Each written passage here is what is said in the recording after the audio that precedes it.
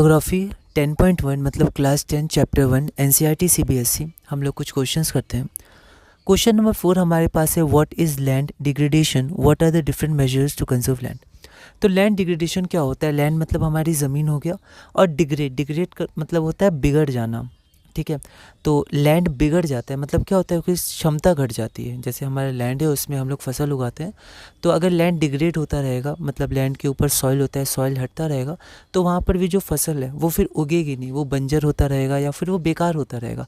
तो डिग्रेड मतलब होता है बेकार हो जाना, बिगड़ जाना, पहले जैसा अच्छा था वैसा ना रहना। ठीक है, तो what is land degradation, what are the different measures to conserve land. तो मेजर्स या मेथड क्या, हम कैसे लैंड को कंजर्व मतलब बचाना, बर्बाद होने से बचाना, हम लैंड को बर्बाद होने से कैसे बचा सकते हैं। तो यहाँ पर हमारे पास दो क्वेश्चन है। तो यहाँ पर हम लोग सबसे पहले पहला क्वेश्चन करते हैं, what is land degradation.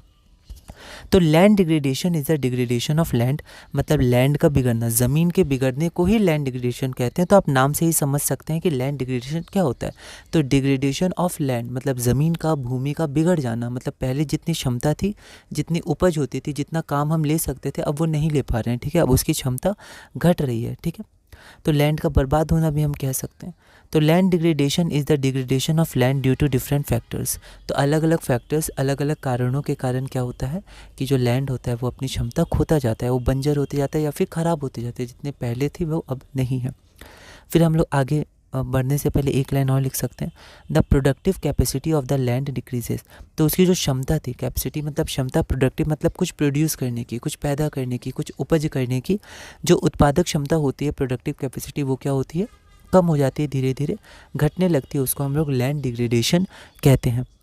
The different measures to conserve land are. तो अलग अलग मेथड्स क्या होते हैं या मेजर्स क्या होते हैं कंजर्व करने को, लैंड को बचाने का या लैंड को बर्बाद होने से बचाने का। मेथड्स क्या होता है? पहला एफॉरेस्टेशन, दूसरा रिफॉरेस्टेशन।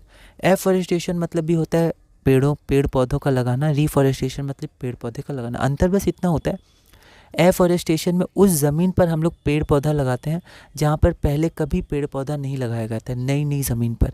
रीफॉरेस्टेशन, री मतलब फिर से, रीफॉरेस्टेशन मतलब होता है जिसमें से पेड़ों को काट दिया गया था वहाँ पर फिर से पेड़ पौधा लगाना, मतलब जहाँ से पेड़ पौधों को हटा दिया गया था, काट दिया गया था, वहाँ पर दोबारा पेड़ पौधों को लगाना, उसको हम लोग रिफॉरेस्टेशन कहते हैं। तो यहाँ आप डायरेक्ट एफॉरेस्टेशन और रिफॉरेस्टेशन लिख सकते हैं आप, क्योंकि देखिए छोटे छोटे हैं तो कम से कम 4-5 तो आप लिखिएगा। अगर ये 3-4 मार्क्स का है तो इसको लिखने के बाद आप 3-4 कम से कम लिखिएगा, ऐसा नहीं 2 ही लिखिए, 2 या 3, 4-5 आप लिखिएगा। पहला एफॉरेस्टेशन, दूसरा रिफॉरेस्टेशन, फिर प्रॉपर मैनेजमेंट ऑफ ग्रेजिंग। जो जानवर होते हैं वो चरते हैं, ग्रेजिंग चरते हैं, तो ज़्यादा वो ना चरें। ठीक है, तो उसको भी हमें कंट्रोल करना होता है, तो आप कंट्रोल लिख सकते हैं, आप मैनेजमेंट लिख सकते हैं, proper management of grazing and proper management of mining activities. ठीक है, तो ये प्रॉपर मैनेजमेंट ऑफ, ये सब कुछ इंग्लिश है जो आप ध्यान दे सकते हैं, बार बार ये यूज़ होते हैं। ठीक है, ये ओके। तो माइनिंग एक्टिविटीज़, जो माइनिंग एक्टिविटीज़ होता है, जो खनन किया जाता है, पृथ्वी को खोदा जाता है, फिर अंदर से मिनरल्स वगैरह निकाला जाता है, तो उस पर भी कंट्रोल लगाना है, क्योंकि वहाँ की जो ज़मीन वगैरह होती है वो फिर बिगड़ जाती है। ठीक है, एक तरह से वेस्ट हो जाती है, बर्बाद सी हो जाती है निकालने के बाद सब चीज़ अंदर से, तो उसका भी मैनेजमेंट होना चाहते हैं, आसपास की ज़मीनों पे ज़्यादा फ़र्क ना पड़े। उसके बाद proper discharge of industrial effluents.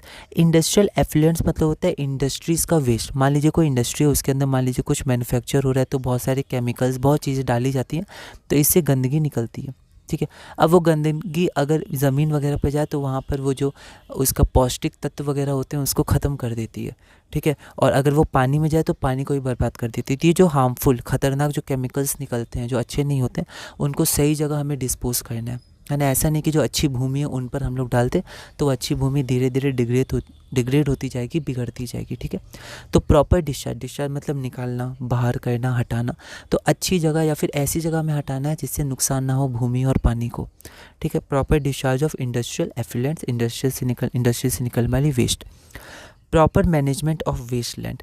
तो वेस्ट लैंड क्या होता है? वेस्ट लैंड मतलब होता है बंजर भूमियाँ या ऐसी भूमियाँ जहाँ पर बहुत ज़्यादा पेड़ वगैरह उग गए, या फिर ऐसी भूमियाँ जो ख़राब सी हो गई, जिससे हम लोग काम नहीं ले सकते हैं, जो अभी हम लोग खेती वगैरह या कुछ उससे काम नहीं ले पा रहे हैं तो वो बंजर भूमियों को वेस्ट, नाम में ही है वेस्ट, मतलब जो बर्बाद है, मतलब जो अलग हटी हुई हैं जिससे हम लोग काम नहीं ले पा रहे हैं, उसका मैनेजमेंट बहुत ज़रूरी है।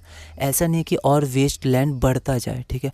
और हमें कोशिश करना है वेस्ट लैंड से कुछ केमिकल्स या फिर कुछ मॉडर्न टेक्निक से उससे भी अगर हम लोग उपज ले सकें, उसको भी हम उपजाऊ बना सकें, उस पर भी ध्यान देना है। तो proper management of waste land, तो ये कुछ तरीके हैं जिससे हम लोग अपने लैंड बचा सकते हैं, क्योंकि हमारी पृथ्वी पे जो लैंड है, ज़मीन है, वो फिक्स है।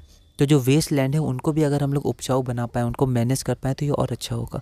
तो ये हमारे पास कुछ रीजंस हैं, ठीक है, कैसे हम लोग रोक सकते हैं और लैंड डिग्रेडेशन क्या होता है।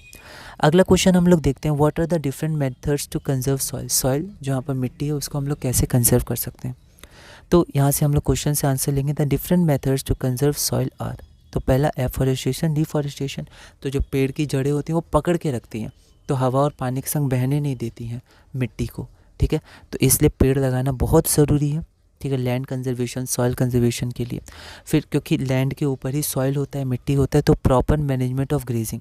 तो ग्रेजिंग का भी प्रॉपर मैनेजमेंट होना चाहिए। ज़्यादा ग्रेजिंग हो जाएगा तो फिर बह जाती हैं मिट्टी वगैरह, क्योंकि जो छोटे छोटे पौधे वगैरह होते हैं वो पकड़ के रखते हैं, ठीक है। तो ग्रेजिंग पर भी नियंत्रण रखना है, प्रॉपर मैनेजिंग। फिर कॉन्टूर प्लोइंग, ठीक है, इसको हम लोग कॉन्टूर पढ़ते हैं, ठीक है, काउंटर नहीं पढ़ते हैं, जनरली कॉन्टूर पढ़ते हैं। तो कॉन्टूर प्लोइंग, तो कॉन्टूर प्लोइंग क्या होता है, तो कॉन्टूर प्लोइंग मतलब होता है जो खेती करते हैं तो ऐसे ऐसे हम लोग करते हैं, ऐसे तिरछा तिरछा करके, जैसे ज़मीन होता है ऊपर नीचे तो उसी के अनुसार करते हैं, एकदम सीधा ऐसे सीधा सीधा नहीं करते हैं, सीधा सीधा, ठीक है। जैसे ज़मीन होता है ऐसे तिरछा तिरछा किया जाता है। तो कॉन्टूर प्लोइंग वो भी मदद करता है, ठीक है, सॉइल इरोजन में, मतलब सॉरी इरोजन नहीं, सॉइल कंजर्वेशन में। इरोजन मतलब बह जाना, कंजर्वेशन मतलब बचाना। तो सॉइल कंजर्वेशन में मदद करता है, वो सॉइल को बर्बाद होने से बचाते हैं।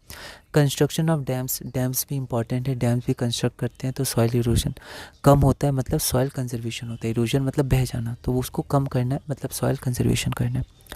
Crop rotation and strip cropping, ये एक तरीका होता है क्रॉप रोटेशन, मतलब हम लोग एक ही खेत में अलग अलग फसल उगाते हैं, एक ही फसल नहीं उगाते हैं, अलग अलग तरह से उसको हम लोग फसलों को उगाते हैं, तो वो भी इम्पॉर्टेंट होता है, सॉइल को कंजर्व करता है। तो क्रॉप रोटेशन और स्ट्रिप क्रॉपिंग, तो ये कुछ तरीका था जिससे हम लोग सॉइल को कंजर्व कर सकते हैं, ठीक है। तो शॉर्ट आंसर टाइप है, आप इसको एक बार देख लीजिएगा।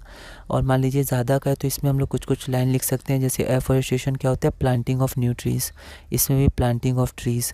Proper management of grazing, we should manage grazing, ठीक है। कॉन्टूर प्लोइंग, कंस्ट्रक्शन डैम, एक एक लाइन लिख सकते हैं, पर जनरली अगर 2-3 मार्क्स का क्वेश्चन हो तो शॉर्ट में हम लोग इतना लिख सकते हैं, ठीक है। तो इस वीडियो में हम लोग इतनी करते हैं, हमने 2 क्वेश्चन किए। इसी तरह धीरे धीरे हम लोग CBSE NCERT ज्योग्राफी में आगे बढ़ेंगे।